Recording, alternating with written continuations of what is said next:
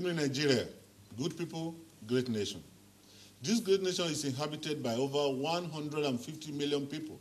I mean, good people who are supposed to vote for not up to 1,000 good men and women to go and make laws in the hallowed chambers of the National Assembly in Abuja. If these 150 million good people of Nigeria have done their job well and have voted for good or better lawmakers, how come corruption is ravaging this country as we are witnessing today? Are lawmakers tackling the menace of corruption the way they should? Are legislators themselves insulated from this cankerworm that is eating up the country? Listen to this.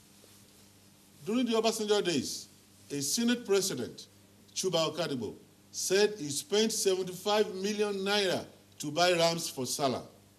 What was the cost of ram 12 years ago?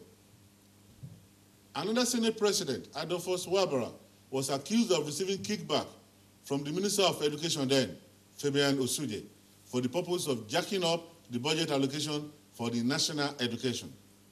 Altogether, Nigeria had 5 Senate presidents in the 8 years of Obasanjo.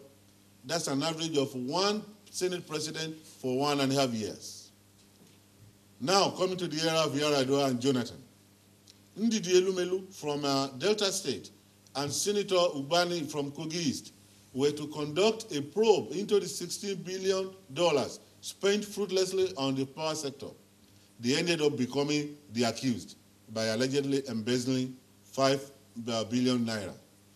You will all remember how Patricia Ite was disgraced out of the speakership of the House of Representatives.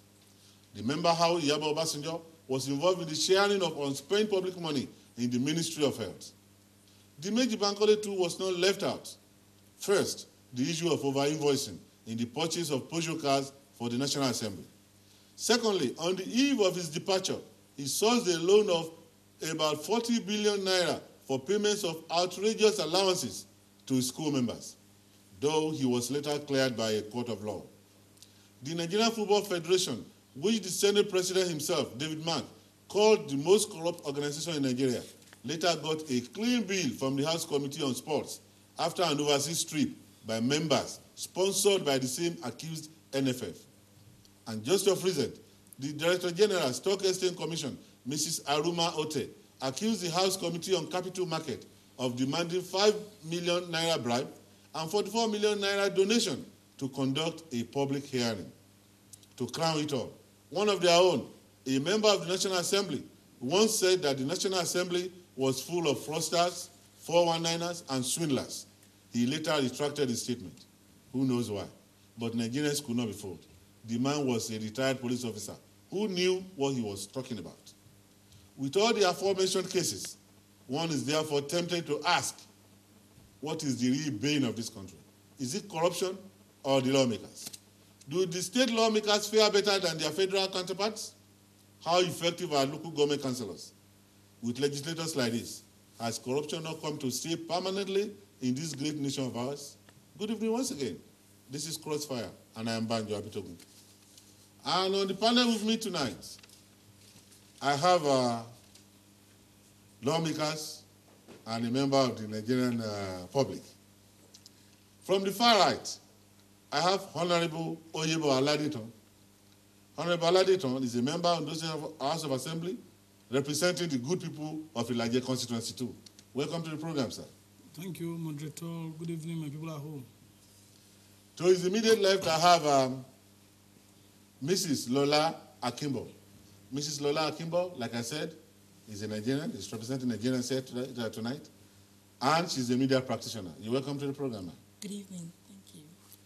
And to my immediate right, I have Honorable Demola Ijabiyi. Honorable Demola Ijabiyi, you know too well. He's an IT consultant. He's a politician. He's also a former member of the State House of Assembly in the days of Power Yashin. You're welcome to the program, sir. Good evening, viewers. Thank you, Mr. Moderator. And straight to business. Honorable Ijabiyi, why has corruption become such a hydra-headed monster that is so difficult to combat in Nigeria? Well, thank you, Mr. Moderator. Yes, corruption has virtually come to stay in this country because those who are corrupt get away with the loot. And the society itself condones it. When somebody has made money illegally, has looted your treasury, you also welcome him. You encourage him to loot it. When you charge him to court, that's the end. That is all that we hear about it. So when it is very easy to get away with a crime, the crime will multiply. Nobody who has looted the treasury in this country, to the best of our knowledge, has not gone away with it. Only very few cases, very few cases, like the Bode Judge in Lagos. Very few cases. You hear billions and billions and billions of naira, and what do you hear after that? Nothing again. So why shouldn't I go there now and loot when I know that I can get away with it? And when I bring the loot home, everybody welcomes me with it. So you are celebrated. I'm celebrated. So it has become our way of life. In fact, if you occupy a public office and you don't loot, everybody will think that you are a fool to have come home without anything. Everybody knows that what you are handing there is not much. I remember a case when I was in government recently. Somebody come to work to me and said he wanted me to assist him with 600,000 naira. And when I said I couldn't afford it, he didn't believe me. How much I was earning in the month? That is 2 months' salary. If you ask me to give you that amount, he was telling me to give you 2 months' salary. Where do I get it? And he became my enemy. Or I became his enemy. Up to today, he will not greet me. So, if you had given me that money, he would be very happy. He doesn't care where I get it from. And I have so many outrageous demands like that. From members of the public, from your family, from your friends. People just don't believe that you don't have the money when you're in government. So, you go out there, loot it, and then distribute, if you like, distribute some of it to the people, and then you do. Okay, then. Thanks, Honorable Ijabiyi. You have said it's like corruption has become second nature to us. Honorable Aladetan, you are in the House of Assembly today as a lawmaker. Can you describe the constitutional roles of the lawmaker in fighting corruption? Thank you, Mr. Moderator. First of all, I think it's necessary for us to trace the genesis of corruption in our society. Before I come to that. Okay. Very briefly. Briefly, yeah. You see, the military incursion into governance in Nigeria brings about corruption because there were no checks and balances in the process. You will also see that when the first coup was staged in Nigeria, it was the people were accused of corruption in high places.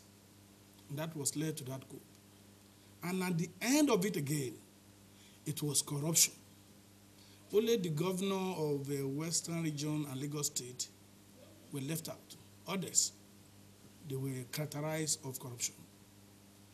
And you will see that when Obasanjo came into the government in 1999, because it was part and parcel of the military that made incursion into governance in Nigeria, he tried as much as possible to make sure that he made some amendments and corrections. And you will see that there was a public and civil service reform. There was extractive industry transparency initiative introduced. Due process was introduced. EFCC was introduced. ICPC was introduced. Fiscal Responsibility Act was introduced. All these gadgets were introduced.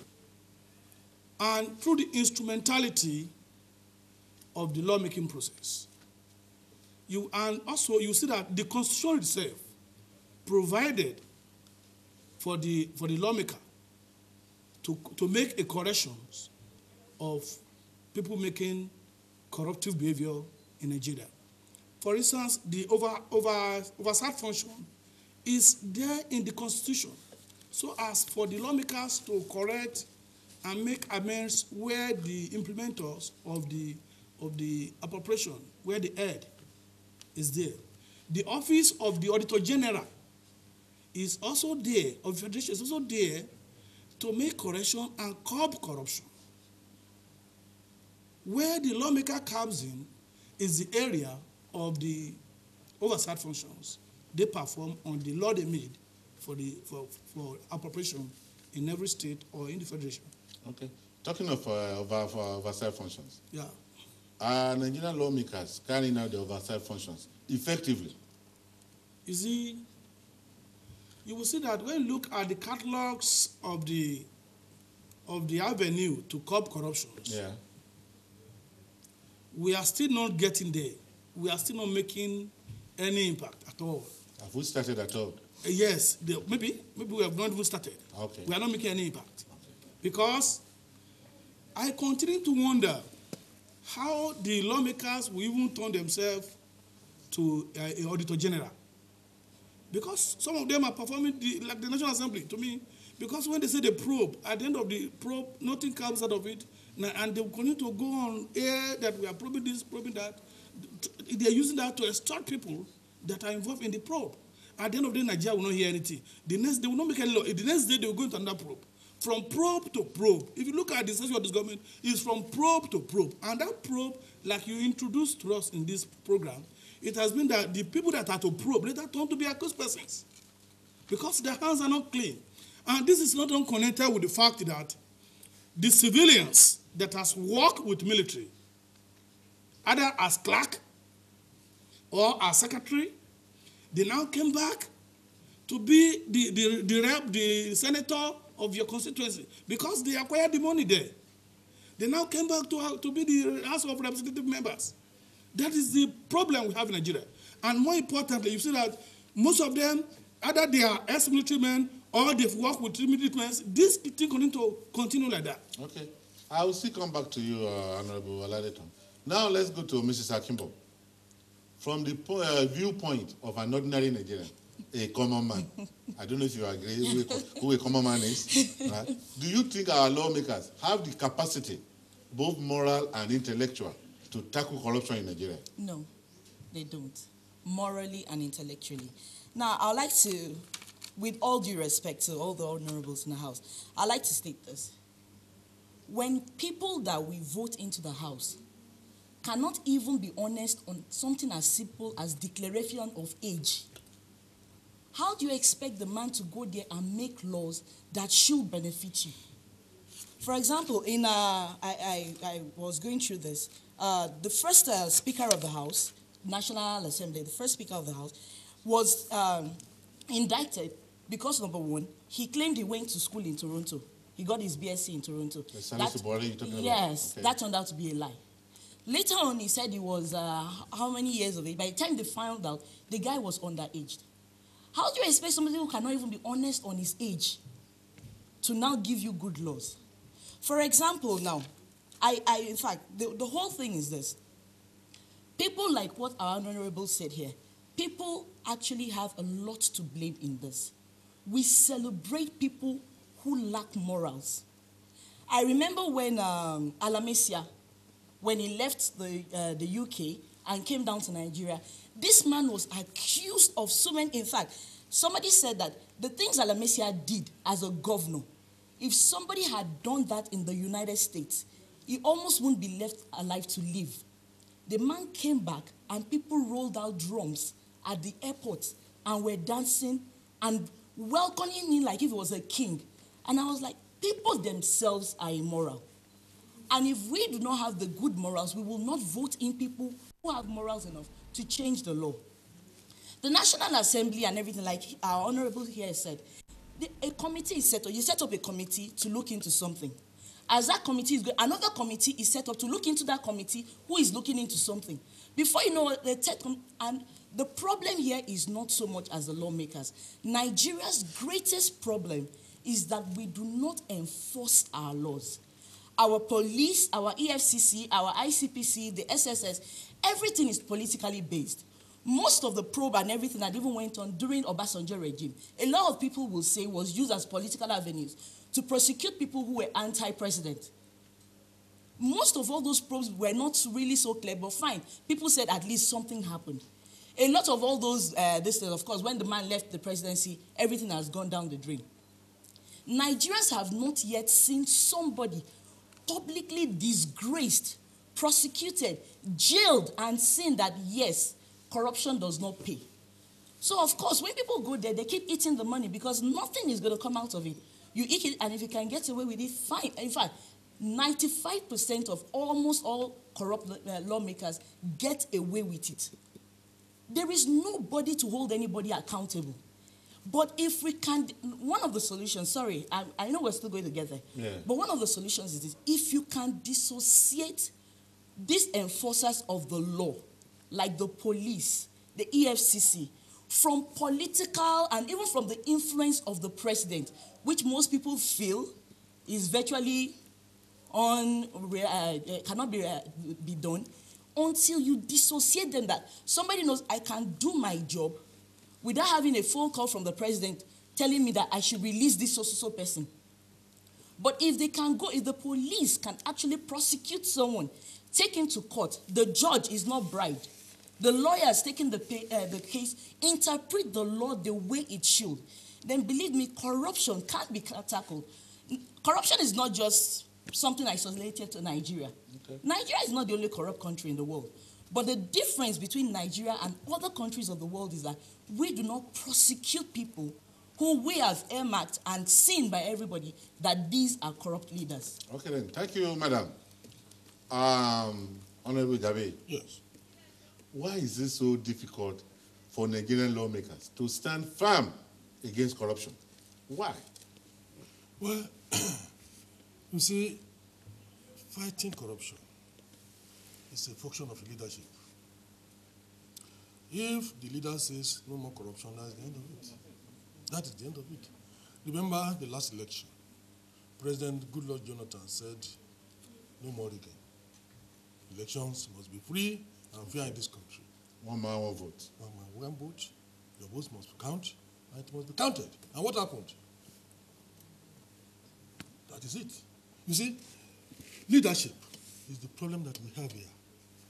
If the Speaker of the House of Representatives or the Senate President says no corruption in this chamber during my own time, there will be no more corruption. Because the entire system will wake up to that responsibility. Okay? He will monitor it, he will make sure that nobody takes more than what is entitled to. And once they know that a big man, a big guy is watching them over the place, everybody will sit tight. Okay? But what do you see? Everybody from top to bottom is involved in it. We know that the head of the legislator himself is acquiring wealth illegally. You know that he's making so money. So why must you not make your own? So that's why it's difficult for a legislator to fight this thing.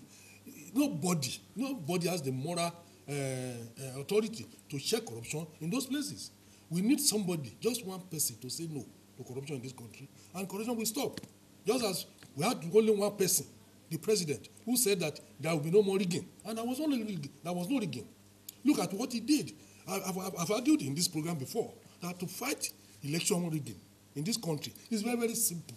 Just remove the thugs, okay, from the field. Remove the thugs. Don't allow them to operate. All right? So once you remove the thugs and they cannot move about, who's going to rig election for you? Okay? And that's what Jonathan did. Now, if somebody says there, you cannot longer award contract to yourself. You cannot take more than your entitlement. You cannot do this, you cannot do that, and set the example. Nobody will do it again. We need the leadership to fight corruption in this country. Pure and simple. Okay. Honorable Aladetan, this is $1 million question, and I want you to answer it truthfully. Are legislators really corrupt? You are a legislator, I know. Yeah, that question I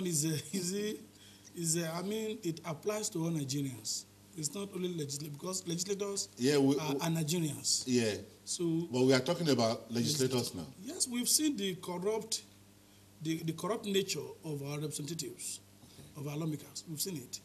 It's been discovered at various degrees.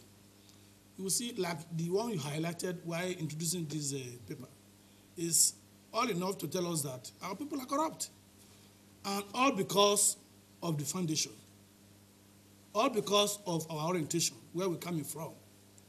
I told you that some of us that were in the Department of Lawmaking, some of us asked this opportunity to have worked with military and some of them are even military men, retired major general, and you want him to be honest with you, man that is not known to do what is called due process, man that is not known for consultation, that just give order. If you have orientation under that kind of person, then there's likelihood for you to be corrupt. But the point is very clear. What we've seen in Nigeria, it shows that corruption is institutionalized. It's a thing that is going about with our own culture. It's mingling with our culture in Nigeria, as if is a positive aspect of our culture, whereas it's not. For instance, like my sister rightly said,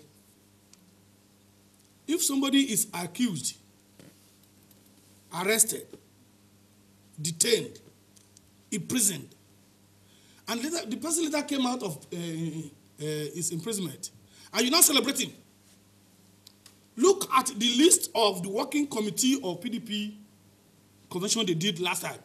When I saw Alamansiaya and Bode George, in fact, I just dropped the paper immediately.